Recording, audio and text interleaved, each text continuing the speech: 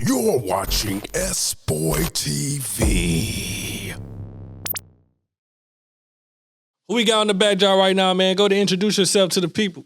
Come on, you got L. Bentley 448, a.k.a. Leon Benson, man. Let's get it. We got young Leon in the building, man. We got to go young so they know, man. We know you're an OG, you got experience in the game, but you're still young at heart, you feel me?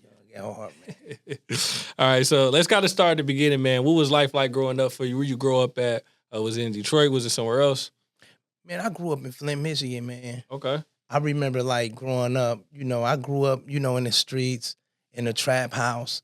But, early in life, I really came in contact with art early, like 4 years old, right? It was really fun, man. So I was doing these clay sculptings in this daycare center. And they was like, you are artists, And I had one of the daycare counselors used to love to tell me stories. I remember her name, Hazel.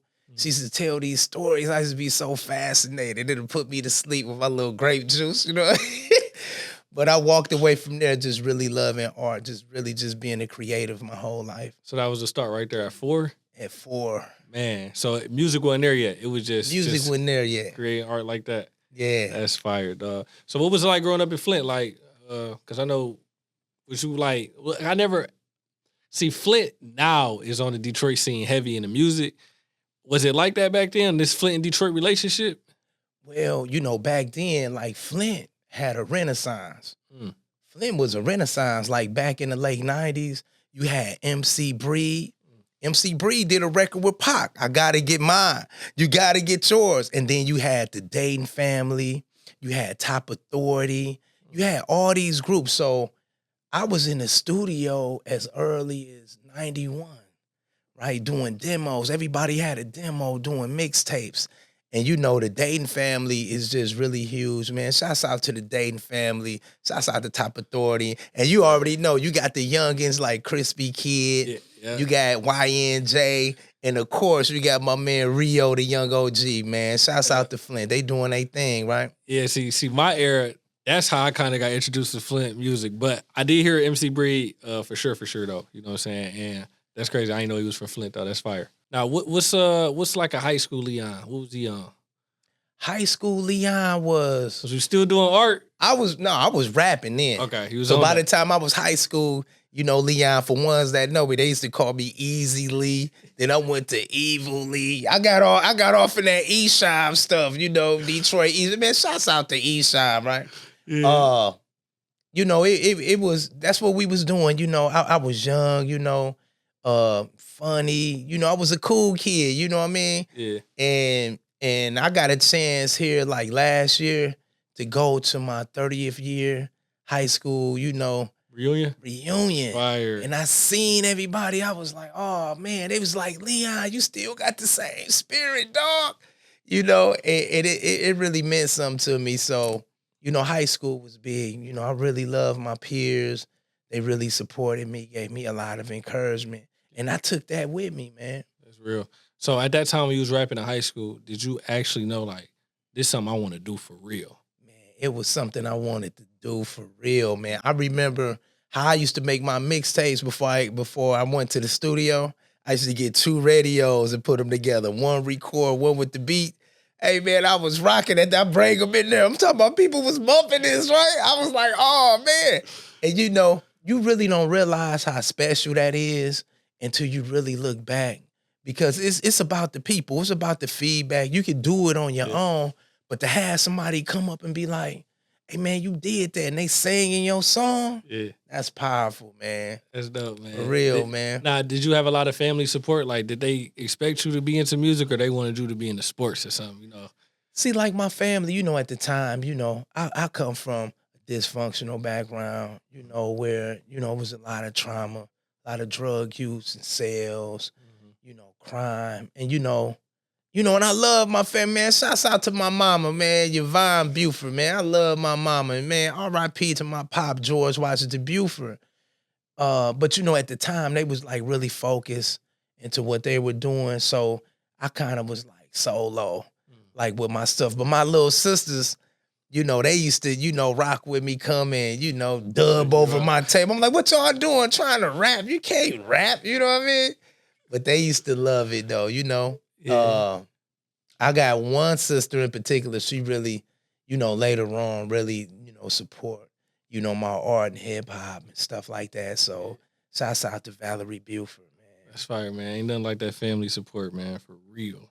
So, how would you describe the type of music you make? Like, what's that style that you would say? I would say,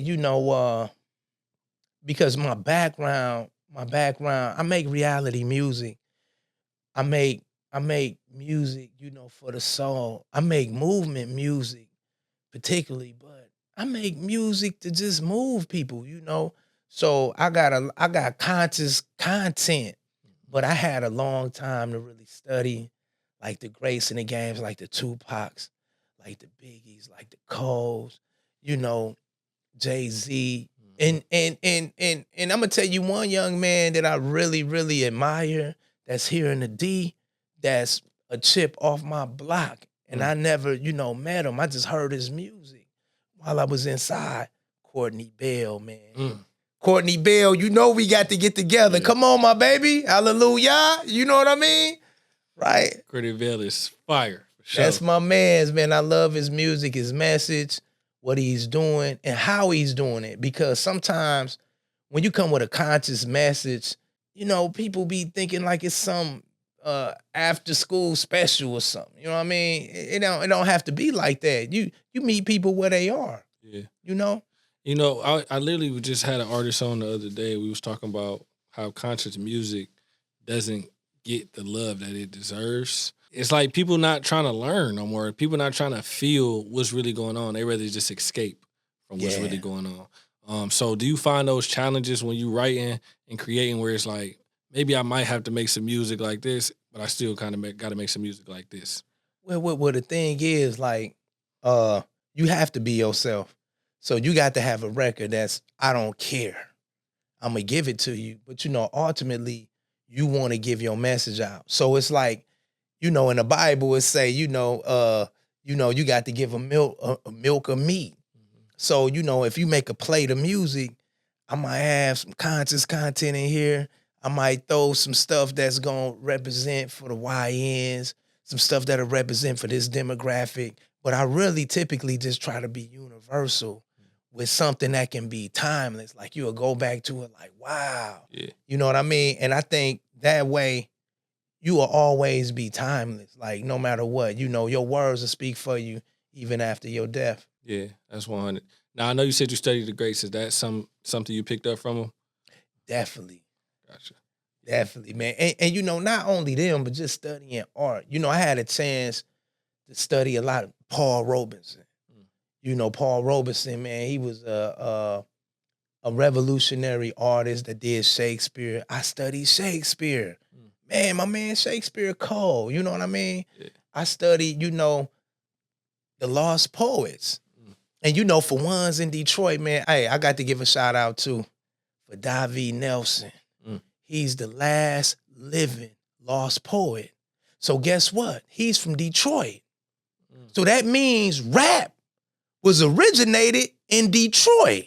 Say that. New York had hip hop, but hip hop is 4 elements: rap, breaking, DJing, and graffiti. But the rap element, it comes from that elder, and he's still here and he's still alive. He 84. Let's get the rappers in Detroit. Peasy, Vezo, 42 Doug, man, we got to get around this brother, man, and represent this Michigan, this Detroit thing, man, because we invented rap through him anyway, right? Yeah, that's fire, bro. And I see you you shout out a lot of the youngest, man, so I know that you hip and you in tune. What makes you want to still have that support? I know a lot of people that's older be like, man, them young guys, they doing their thing. They don't want no attention on them. They don't want to give them no love, no support. What keeps you so youthful? The thing that keep me youthful is, age is a state of mind. If you go like to some of the sacred books, like you will look at the Bible, said you must be like a child to receive heaven. So I'm not trying to act like a young guy, anything like that, but I play my position. And my position is this: the youth are the leaders. Man, I'm 50 years old.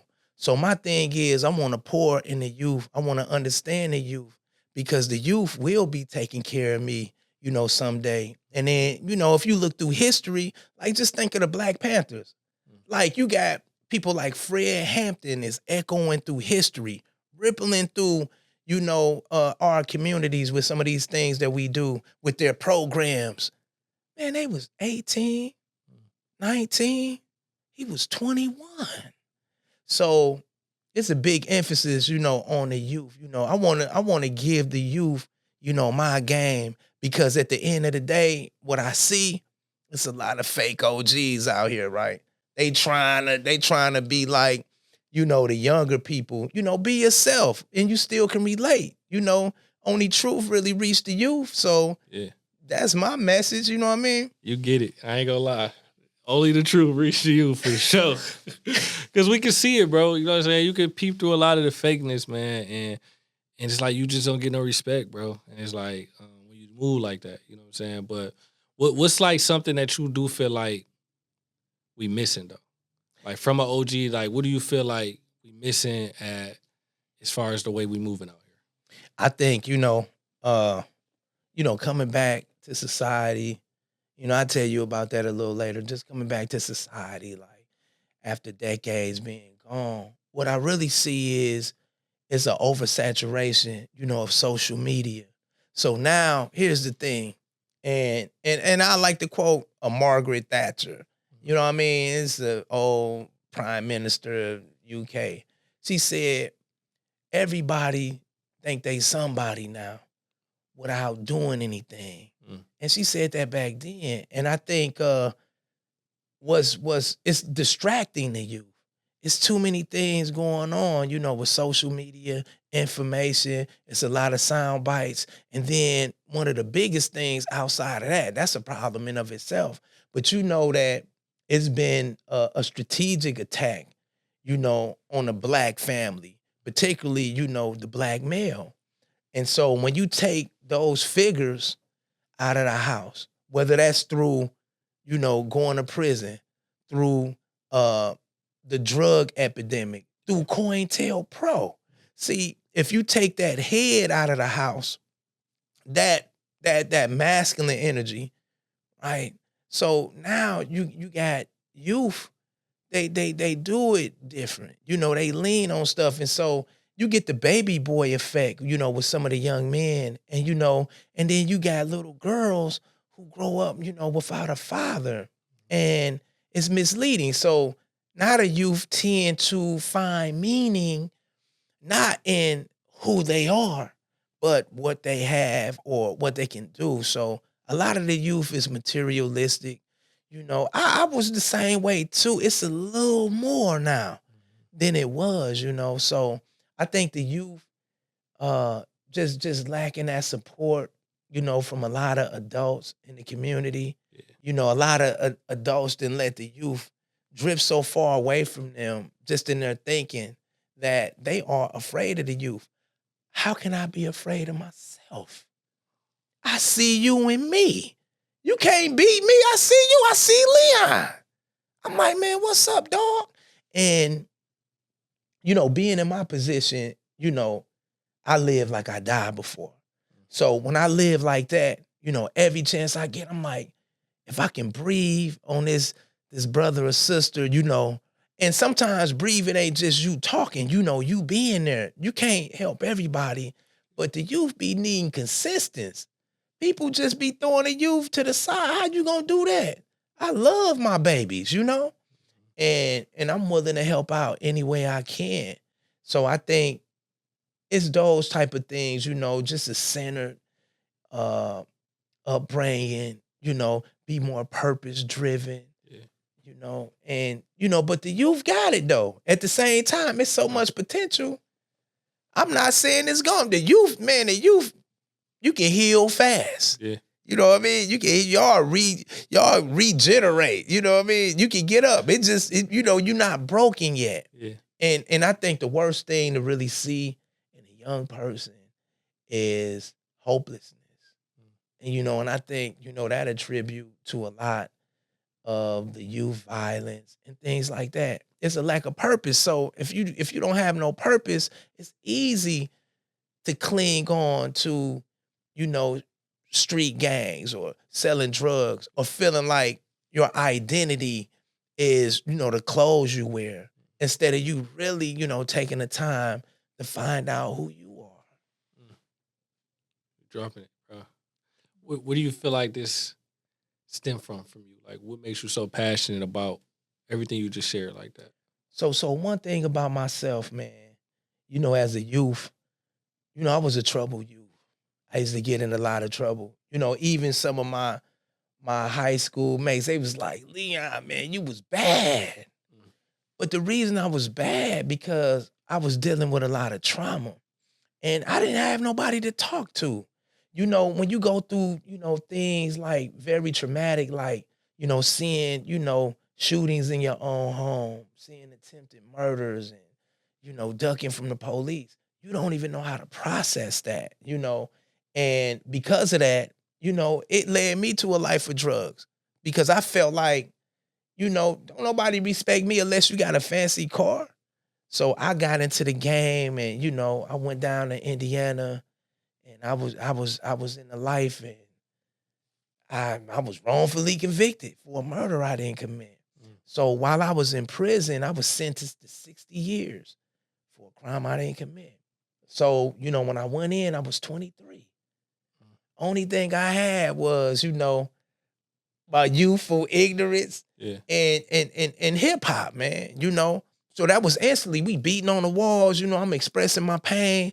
You know what I mean? Like before I went to the county jail, before I went to prison in the county jail, anybody that was there, I made them cry. I came back from court. I'm like, they hit me. They found me guilty. They passed me, some drinks, some wigs. I just went off freestyle. About an hour, they was like, oh, man, And so, when I go inside, unfortunately, I had a chance to sit down, unfortunately, like in solitary, like for a decade. And I started to realize that it was an attack on us, And you could go to Kendrick Lamar album, Mortal Man, where he's talking to Tupac. And he asked Tupac, in this song, he said, Pac, what happens if I want to lay it all down? And Tupac said something that I challenged. You got the right to challenge anything so you can grow. Yeah. Right? If it can't be measured, it can't be improved. So Tupac on there, he said by the time, man, a young black man, reached 30, they through. They don't have no more fight in them.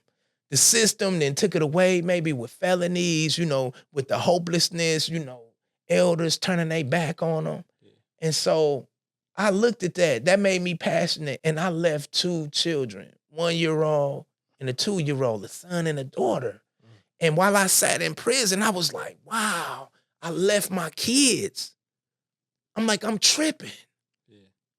And so I thought about that. And, what's sad, and, man, shouts out, man, to my son, man, BZ Morilla, man. He's down there in Indianapolis, Indiana, man, Naptown. But, this brother told me, he was like, he ended up going to prison. My baby was like, man, I really went to prison to find you, to find my daddy. Right? And when he got there, luckily, I was a real dude.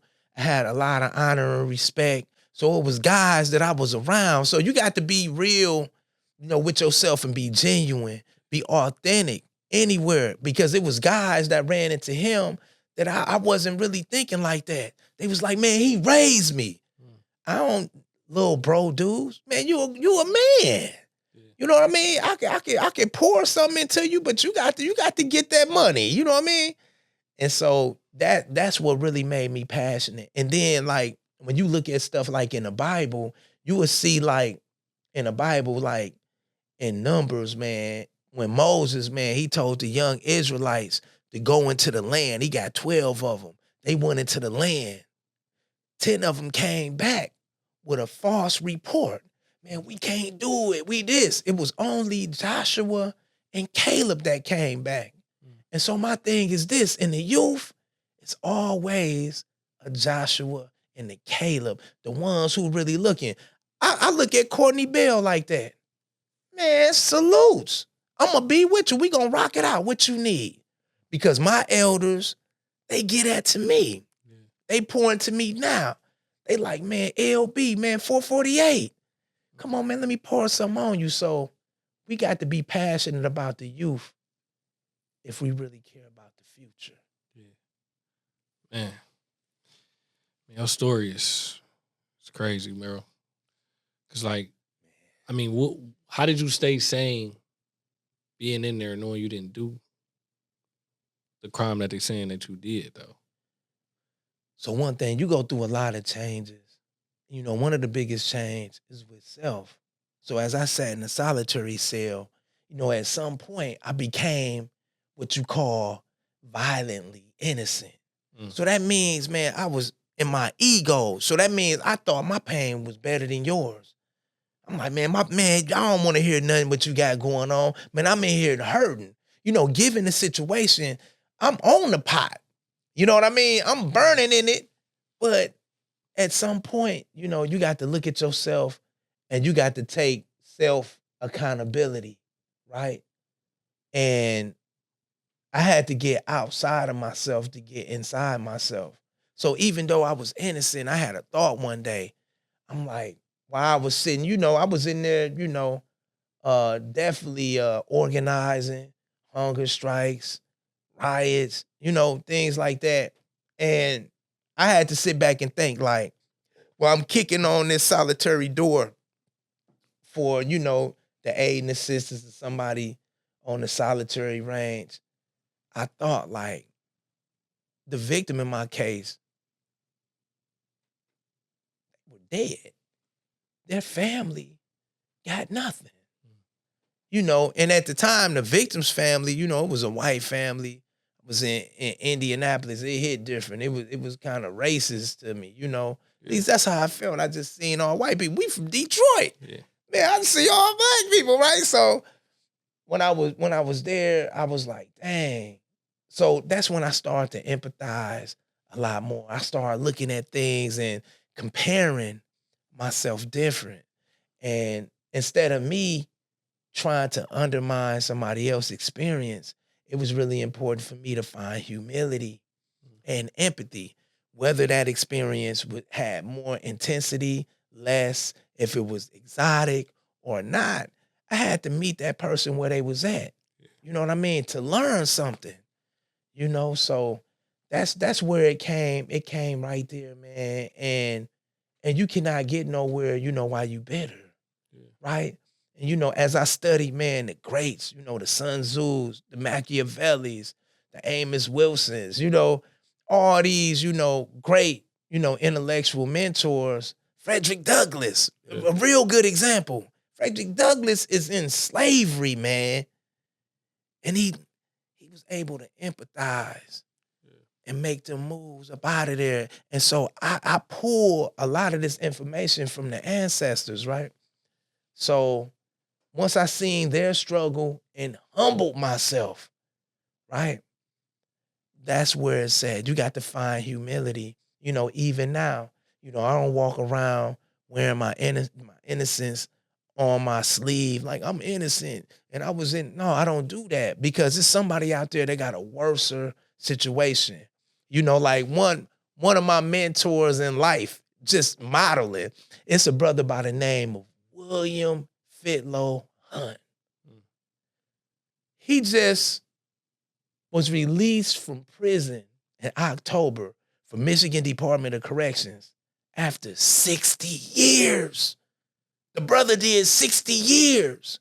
So when I sit and I look at that, I got to humble myself and look at what I got going on. You know what I mean? So that was the big thing. Like, we all got an opportunity. Yeah. You see what I'm saying? I'm still breathing, bro. I'm going to shoot my shot. Yeah. You know, and you don't have to throw caution to the wind in doing that, but it gives you a level of gratitude.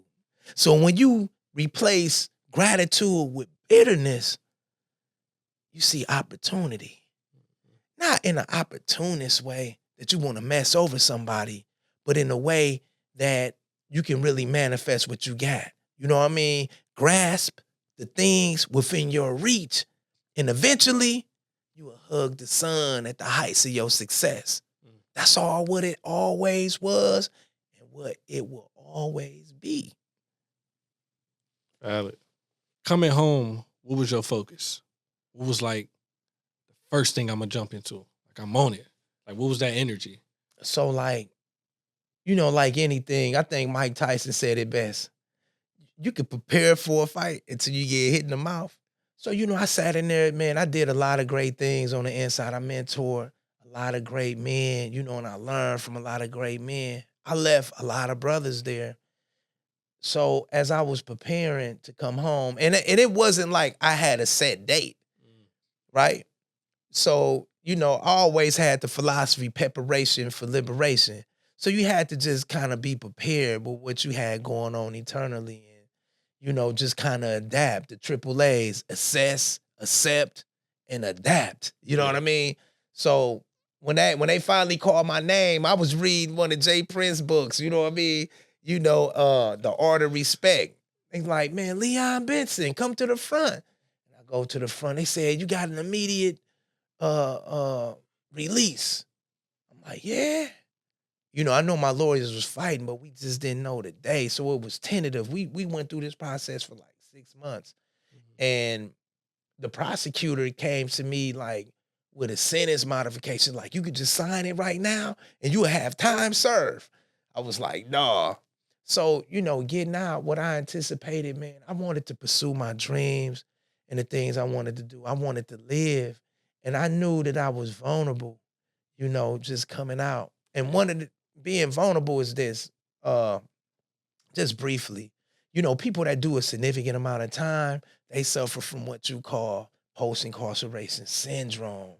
And I got 5 legs to it. It can be that makes you you know, susceptible to antisocial personality disorder, post-traumatic stress disorder, institutionalization, uh, substance use disorder, and this main one for me that I want to highlight, social sensory deprivation. So that means while I was inside, even though I was thriving, creating programs and all these things, and just being a soldier, I was lacking social stimulation with certain relationships, certain situations. So it got numb. And I didn't really see that until I got out. I'm like, man, what's going on?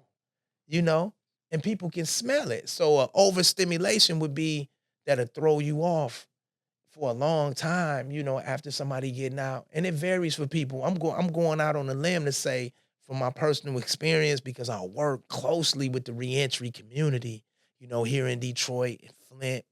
Uh, I would say 3 to 5 years that you got to get out of this overstimulation. So overstimulation, it can be trigger is a trigger. Yeah. Typically, people make a negative connotation to a trigger. Is that greens I smell? Is them collard greens like mama's? Yeah. So now my mind gone. I'm not looking at what's going on. I'm not really gauging and vetting my relationships.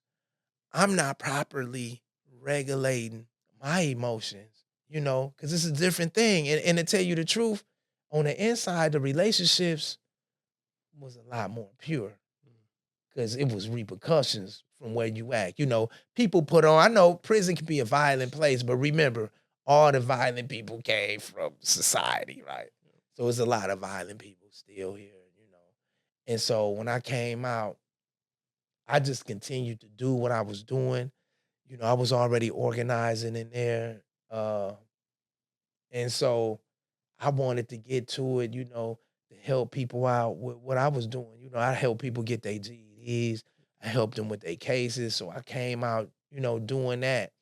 And, you know, also pursuing hip hop. Yeah. So, you know, I got rid of record label. Hey, shouts out to Freer Records, man, to my man, Young, Fury Young, man. This is the only nonprofit record label that's dedicated to prison impacted artists. Mm. And so I dropped my first mixtape, Innocent Born Guilty, with them. I recorded it in prison, right? Fire. So that was, you know, so I got a taste of all that. I was going out public speaking, you know, about my case and performing. I was able, the first year I was out, I was able to do like several concerts, 2 of them in New York City, Mm. right? One of them, man, at State Penitentiary in Philadelphia, Oh, right? I was like, man, that was really epic. I rocked it out. When I was done, I was there. Hey, man, shouts out to NYC. We know how NYC get down, with hip hop and everything, and I respect the history. But to go to New York and just have my stuff that was old that I recorded like 7 years ago while I was inside, right? And they was like, man, you the GOAT, man, you God body, right? I was like, okay, you know what I mean? And, getting that feedback. But as I moved on, I was able to work with Freer Records as a community engagement coordinator. So that's where I made my bones. And I really appreciate them, for, allowing me to do that. So I learned how to, send emails, do promotional videos, engage with funders and fans. And then I eventually started working for Nation Outside, here in Detroit. They gave me a chance, to become a trauma-informed, peer-led reentry navigator, which was something that was totally new. I directly worked with the Michigan Department of Corrections. I was going there and picking people up. Imagine how that felt so liberating, man. I go pick somebody up from prison to bring you home. I get you your first meal, and I'm the guy that puts you on. I'm in the community getting resources for my people. So that's how I really, made my bones, and I just kept going and growing to a recovery coach, yeah. to now a serious mental illness peer supporter. Everything is centered around mental wellness, for me, because that's spirit, that's spirituality. The thought is the cause of it all. And that probably is going to go into the answer that you're about to give now is probably going to go into what you've been saying. But I was going to ask you, like, from your experience and seeing the experience of other people that's returning home, what do you feel like the support is needed from the people that they have around them, like family, friends? What should we do if we got a family member that's returning home from prison? So first and foremost, one thing about the reentry space, it's not enough, whether it's MDOC, whether it's Indiana Department of Corrections, I mean, all over the United States.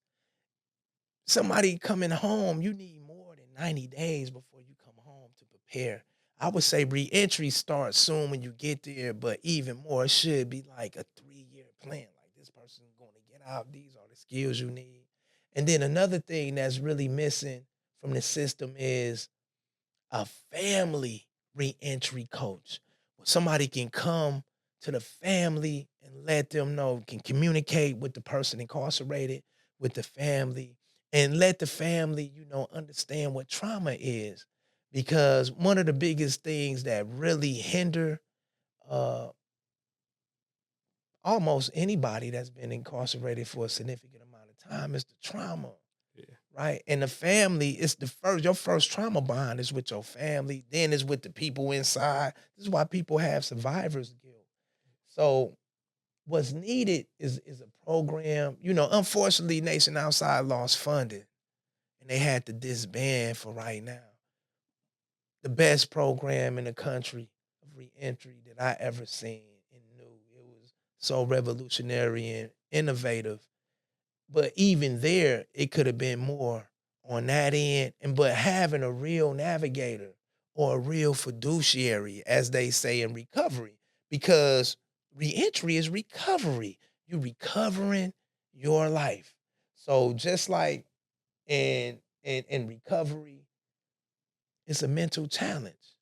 But if you don't get past that mental challenge, you'll result to maybe crime. Your relapse might be crime. It might be drugs. That can be a crime or violence. You know what I mean? So if we can catch individuals at this point and really, navigate them to the resources and everything, it'll be good. Here in Detroit, one thing I want to say about Detroit, got the biggest reentry community, prison impacted community that's making an impact. You know what I mean? Also, too, you got education as well. Education. I had a chance to work with Time Minded, at Wayne State University. I bumped into this brother, Jonathan Roden. He did like 23 years in prison, and he came back to Wayne State, and we sitting like in the cubicle trying to figure it out on the academic level and the lived experience level. And people need all those things. So I would say, when you give people an education, the recidivism rate is very low too. Men and women that receive an education in prison and coming out running into that's a very good goal as well, because it's going to take time for somebody to find themselves out here anyway. Yeah, you own it, man. I'm glad you're doing the work, bro.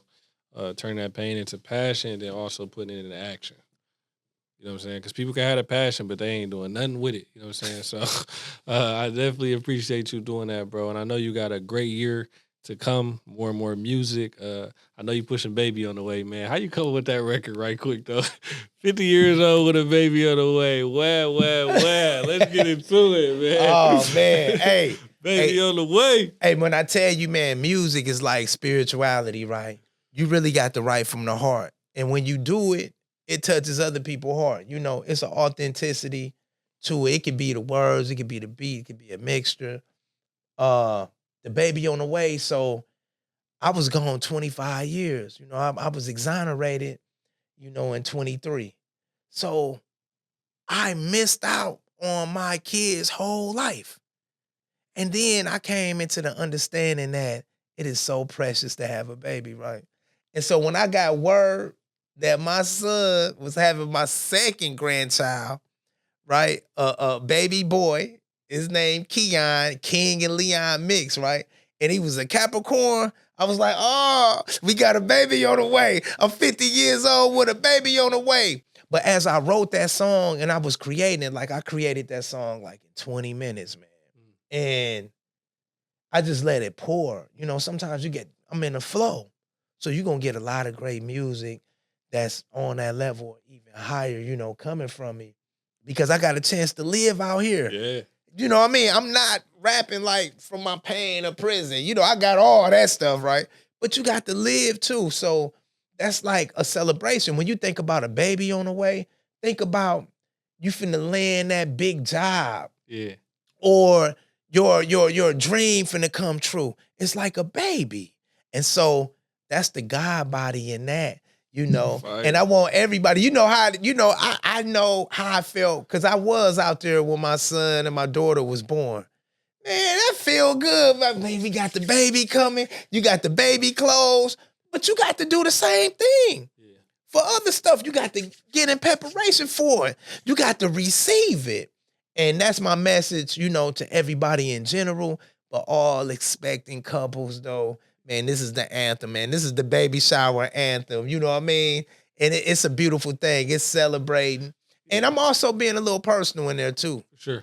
Because your baby on the way. Yep. I'm your baby. I'm on the way. Wah! Man, for real, man. That's the hit, bro. I ain't gonna lie, man. We excited for what's more to come, man. What does the rest of this year look like for music, though? You got any more things dropping, mixtapes? Yeah, I got mixtapes dropping. I got my studio album dropping, man. It's not titled. I got so many songs and everything, you know what I mean? But I'm gonna make it a splash, You get to get me. You get to get, what's up, baby? This is Bentley, And I get to, reintroduce myself to the world, to hip hop. And I really, man, I feel honored, man. Like, you know what I mean? Because at the end of the day, the biggest story of my struggle is they didn't steal my dream. And that's my message to people out there. Don't never let nobody steal your dream. No matter what, man, fight for it, die for it. Don't never let nobody steal your dream. I mean, you better be willing to stand outside by yourself and go against the world for what you feel in your heart, like your dream. And when I went in there, man, I'm rocking the crowds while I was in there. I'm doing concerts in the joint, bro. You know what I mean? And it's so transformative, man. You know what I mean? Because it's alchemy, right? It's alchemy, man, with your words. Like I listen to Pac, embrace my words and make the world change. Mm-hmm. Come on now. So keep your dreams. That's my biggest victory, man. I get to still be an artist and be authentic, right? I'm laughing. I won, man. You won, man. Why? Hey, enemies mad, right? Why? Y'all mad. Look, I'm still here. We doing it. And I'm going to do it, man, you know, forever, man. Say that. Just like the greats, you know what I mean? Just like the greats, man. You would see Picasso. He kept painting all the way until he died. Some of his masterworks. But you got to, it's the purpose. It's not to be seen. You will see, man, artists, man, they're fizz out. You know, you want to make stuff that's impactful. Yeah. That, you know, you want to do stuff. Like you will see some of the older artists right now. I got a song in my catalog called Grow. Mm-hmm. Where I get on the OGs. You 45, but you with the wrong smoke. You got 2 strikes, but you still selling dope, right? Yeah. What we talking about? Yeah. Because they chasing something. You chasing acceptance. Mm-hmm. Man, just be. Heaven is the state of being. The highest frequency that we can really operate on is not love. It's authenticity. No. Boom. Man, I know you got some gifts you want to show to the world too, man. So go ahead and show the gifts off, man. Man, hey, look. So look.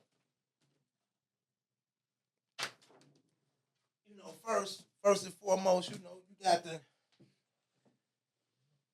got the 448, you got the, you know, the Pound Baby apparel. You know, you can go pick that up. You know, go hit Pound Baby, Bonfire. I got so many designs and stuff like that. You can grab those t-shirts, a lot of good merch, hoodies, everything, you know. But I want to get this. I want to get this. Oh, this for me. Yeah, this oh, for man. Your people, man. Because hey, look, take me out and SBoy stuff. You know, I had to come with the LB 448 stuff. But this is something truly special that I want to give to you. While I was on the inside, I was waiting, right? You know, I was in the waiting room. Yeah. And I felt some type of way. I'm in the waiting room, you know what I mean? And I had these labor pains. But you got to receive it. So I wrote a letter of gratitude.